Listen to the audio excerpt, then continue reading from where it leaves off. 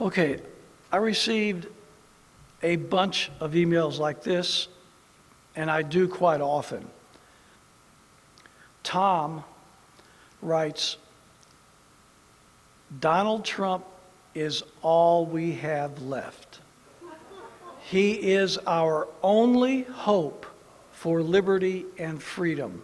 These individuals, along with millions and millions of Christians around the country and conservatives who aren't Christians, but I'm addressing Christians in particular, labor under the delusion, and it is a delusion, a demonic, supernatural delusion, that the only hope for our freedoms, our liberties, our way of life here in the United States is vested in who we elect President of the United States.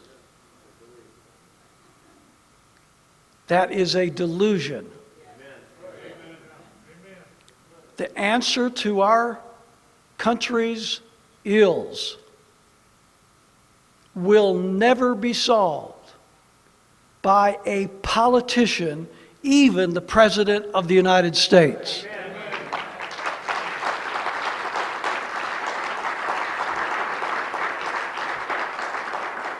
We are suffering from a spiritual sickness.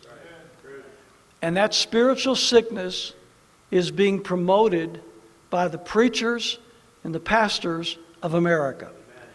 They have given their people and their congregations the false notion that what we have to do to change the course of the country is put in place a, quote, Christian conservative. And then we can go about our merry way of doing nothing to change the direction of our country through the leadership and the courage and the preaching from the pulpits of this nation.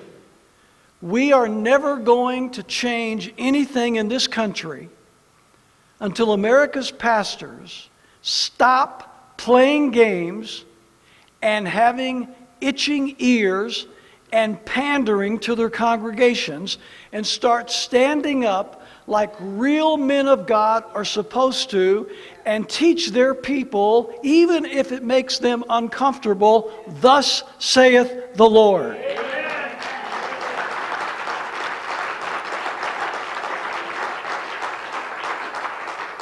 If we had the kind of preaching in this country that we need, we wouldn't have to worry about who is elected.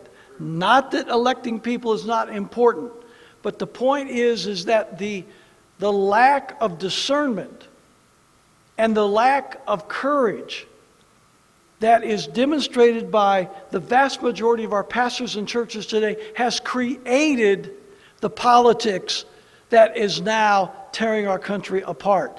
The answer is not the Republican Party, the Democrat Party, Donald Trump, or whoever else you want to name. The answer has always been and will always be bold, courageous men of God in the pulpits of the churches of this country.